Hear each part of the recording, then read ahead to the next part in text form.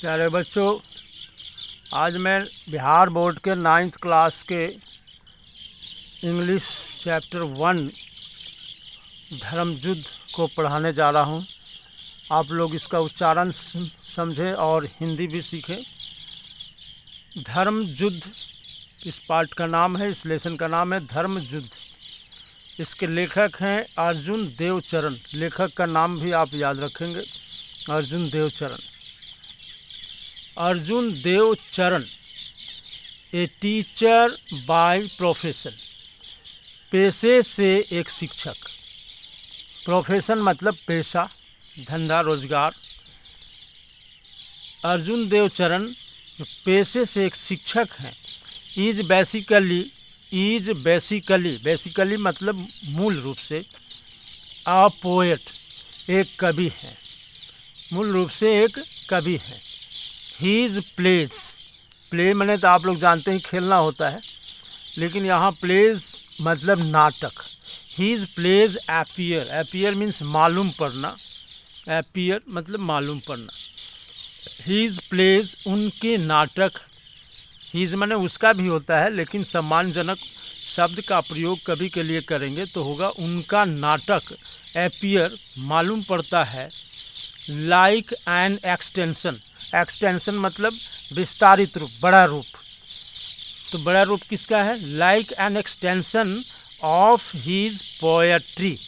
Poet से poetry बना है, यानी पोएट्री मतलब काव्य, एक्सटेंशन मतलब विस्तार, बड़ा रूप। तो उनके काव्य का ऑफ का प्रयोग होता है ना, तो इसको हम ऑफ के बाद वाला का हिंदी पहले बोलेंगे।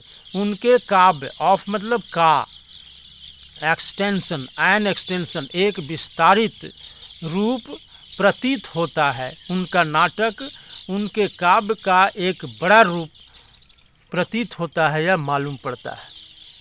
ये हीज प्लेज अपीयर, ये प्रेजेंट इंडेफिनिट टेंस में है। उनके नाटक मालूम पड़ता है, like an extension of his poetry, उनके काव्य का एक विस्तारित रूप मालूम पड़ता है। द पोएट इन हिम, उनके अंदर की कवि, पोएट माने कवि, सोज दिखाई देता है। उनके अंदर की कवि दिखाई देता है। कैसे दिखाई देता है? थ्रू हीज शॉर्ट, उनके लघु, शॉर्ट माने लघु मतलब छोटा, लघु मतलब छोटा। तो थ्रू हीज शॉर्ट उनके लघु, क्रिस्प मतलब स्पष्ट, एंड पीथी लाइन्स, पीथी माने सारगर्भित, जिसका कुछ गंभीर अर्थ हो। तो उनके अंदर की कवि दिखाई देता है। कैसे दिखाई देता है? उनके लघु, स्पष्ट, क्रिस्प माने स्पष्ट, एंड पीथी लाइन्स और सारगर्भित पंक्तियों के द्वारा उनके अंदर की कवि दिखाई देता है। और कैसे देता है? And the song of the chorus in his place, और the song of the chorus, chorus माने जो गीत एक साथ गाया जाए, जैसे महिलाएं ब्याह शादी में एक साथ गीत गाती हैं, उसको कोरस सॉन्ग कहते हैं। द सॉन्ग ऑफ कोरस कहेंगे उसको, the song of the coarse. तो जो समूह गीत इन हिज प्ले उनके नाटक में है, उनसे उनके कवि उनके अंदर की दिखाई देती है। His first book of Rajasthani plays, his first book उनकी पहली पुस्तक ऑफ राजस्थानी प्लेज, राजस्थान के नाटकों का, राजस्थान के नाटक की पहली पुस्तक पब्लिश्ड, प्रकाशित हुआ। पब्लिश माने प्रकाशित होना, और पब्लिश्ड पास्ट टेंस में है, तो पब्लिश्ड प्रकाशित हुआ इन द लेट 70s, 70 के उत्तरार्ध में, 1970 के उत्तरार्ध में, मतलब 75 के बाद 76, 75, 76, 77 जो प्रकाशित हुआ था 70 के उत्तरार्ध में, was received under rather indifferently, उनके वो नाटक लोगों ने उदासीनता से स्वीकार किया। रिसीव्ड रेदर इनडिफरेंटली मतलब उदासीनता से, इनडिफरेंटली उदासीनता से लोगों ने स्वीकार किया। In the Rajasthani literary circles, literary circles मतलब जो साहित्य पढ़ने वाले लोग थे उनको लिटरेरी सर्कल कहेंगे, लिटरेरी सर्किल्स। तो साहित्यिक साहित्यिक लोगों, राजस्थान के साहित्यिक लोगों में उदासीनता से उनकी पहली नाटक स्वीकार किए गए। टिल दैट टाइम उस समय तक ड्रामा इन राजस्थानी भाषा में ड्रामा नाटक हैड मिंट माने अर्थ होता था, उसका अर्थ होता था आइदर माने या तो, some stray one act place. Stray का मतलब होता है ऐसे स्ट्रे काउज, स्ट्रे डॉग मतलब आवारा कुत्ता, आवारा गाय इत्यादि स्ट्रे का प्रयोग करते हैं, लेकिन यहाँ स्ट्रे मतलब होगा भटका हुआ, मतलब अपने लीक से, अपने अर्थ से अलग, विषय वस्तु से अलग कहेंगे, विषय वस्तु से अलग स्ट्रे कहेंगे। स्ट्रे वन एक प्लेस, विषय वस्तु से अलग वन एक प्लेस मतलब एकांकी नाटक। एकांकी नाटक कहते हैं जिसमें एक ही अंक में पूरा नाटक समाप्त हो जाता है। नाटक में कई अंक होते हैं, प्रथम अंक, द्वितीय अंक, तृतीय अंक, लेकिन कोई नाटक एक ही अंक में सारे नाटक खत्म हो जाते हैं, उसको वन एक्ट प्लेस कहते हैं, उसको एकांकी नाटक कहते हैं। तो राजस्थानी भाषा में उस समय तक नाटक का अर्थ होता था आइदर या तो, some stray one act place कुछ विषय से अलग एकांकी नाटक, ऑन सोशल इश्यूज सामाजिक विषयों पर एकांकी नाटक, अलग एकांकी नाटक, लाइक जैसे विडो मैरिज, जैसे विधवा विवाह। विडो मैरिज मतलब विधवा विवाह। विधवा विवाह कहते हैं जो औरत विधवा हो जाती है, उस समय लोग विधवा की विवाह नहीं करते थे, तो उसको हम विडो मैरिज कहते हैं। विधवा विवाह और विडो की शादी हो जाए तो विडो मैरिज कहलाएगा। डाउरी, दहेज प्रथा, ईटीसी इत्यादि विषयों पर, और या अथवा द फॉक प्लेस लोक नाटक बेस्ड ऑन हिस्ट्रिकल, बेस्ड माने आधारित, फॉक माने लोक, प्लेस लोक नृत्य, लोक नाटक based on historical and mythological themes, जो ऐतिहासिक और पौराणिक विषय वस्तु पर आधारित होते थे। ए फुल लेंथ प्ले, एक लंबी नाटक, ये तो वन एक्ट प्ले छोटे नाटक होते हैं, वन एक्ट प्ले एकांकी नाटक छोटे होते हैं, लेकिन a full length play on contemporary theme was beyond conjecture, एक लंबी नाटक उस समकालीन विषय वस्तु पर, जो समय, जिस समय नाटक लिखा जाता था उस समय के विषय वस्तु पर एक लंबी नाटक, समझ गए। ए फुल लेंथ प्ले, एक लंबी नाटक ऑन ए कंटेम्प्रोरी थीम, समकालीन विषय वस्तु पर एक लंबी नाटक, वॉज बियॉन्ड कंजेक्चर माने कल्पना, कल्पना से बाहर थी। मतलब फुल लेंथ की नाटक, लंबी नाटक कंटेम्प्रोरी थीम पर, समकालीन विषय पर लंबी नाटक कल्पना से परे थी, वॉज बियॉन्ड कंजेक्चर। हाउएवर, फिर भी, अर्जुन्स अराइवल, अर्जुन का आगमन, ऑन द सीन, इस पटल पर अर्जुन का आगमन,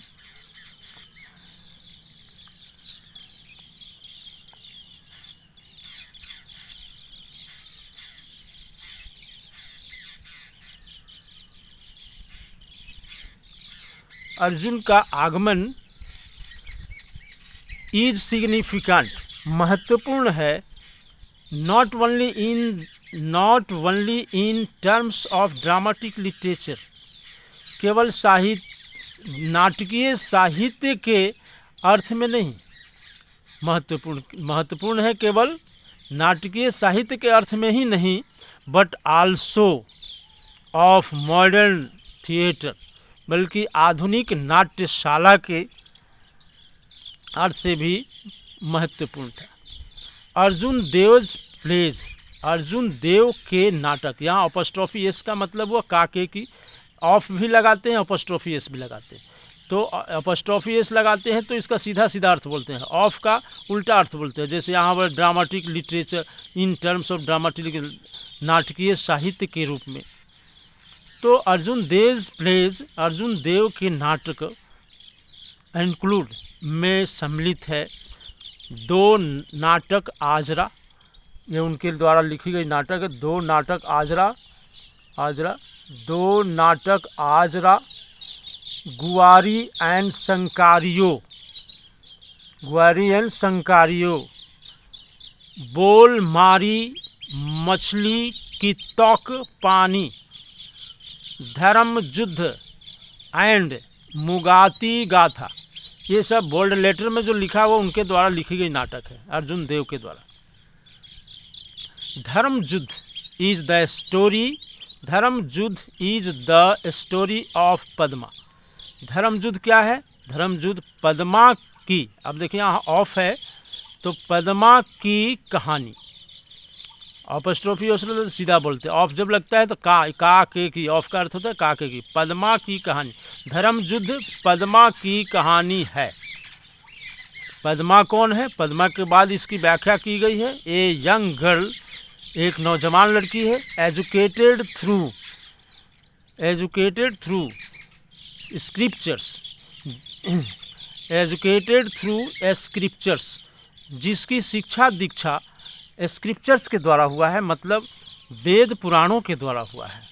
वेद पुराण क्या होता है? लाइक जैसे द रामायण के द्वारा उसकी शिक्षा दीक्षा हुई है, द महाभारत के द्वारा उसकी शिक्षा दीक्षा हुई है, इत्यादि। She feels aggrieved and agitated, वह दुख महसूस करती है। By the uncharitably orthodox attitude of the society, by the uncharitably orthodox attitude, by the uncharitably मतलब दयाहीन अपरोपकारी रूप से, ऑर्थोडॉक्स एटीट्यूड, ऑर्थोडॉक्स माने कट्टरपंथी धारणा, दयाहीन भाव से कट्टरपंथी भावना ऑफ द सोसाइटी, समाज का, मैंने समाज का दयाहीन कट्टरपंथी धारणा से वह दुखी है। सोसाइटी टुवर्ड्स वुमेन, महिलाओं के प्रति समाज के और अपरोपकारिता से या दयाहीन भाव से कट्टरपंथी धारणा से वह दुखी है। महिलाओं के प्रति जो धारणा है।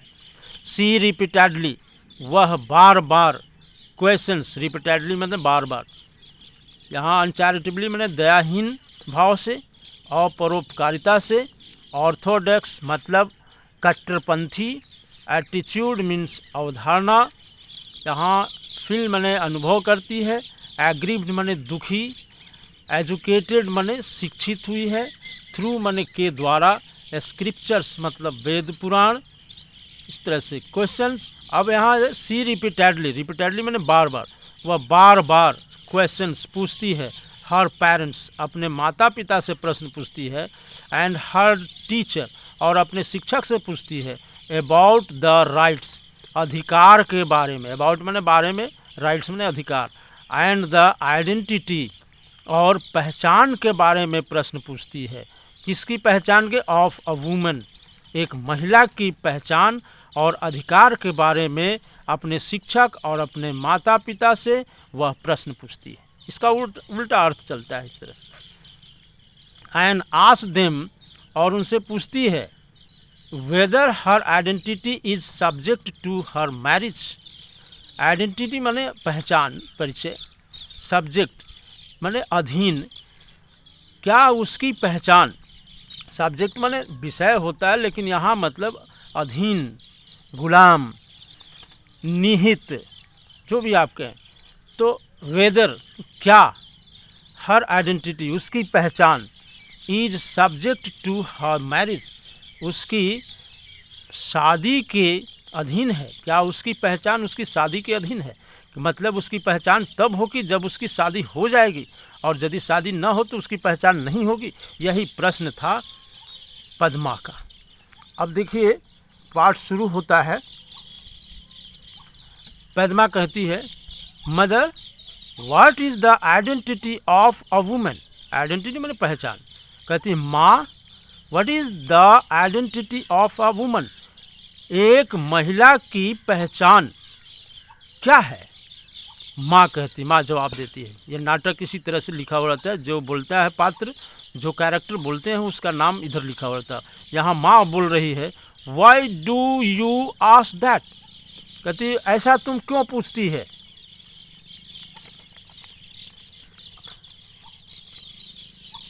आगे देखें अब।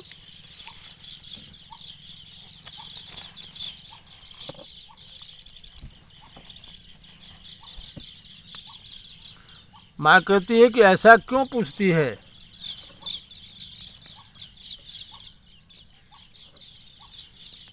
पद्मा कहती है, हाउ एम आई डिफरेंट?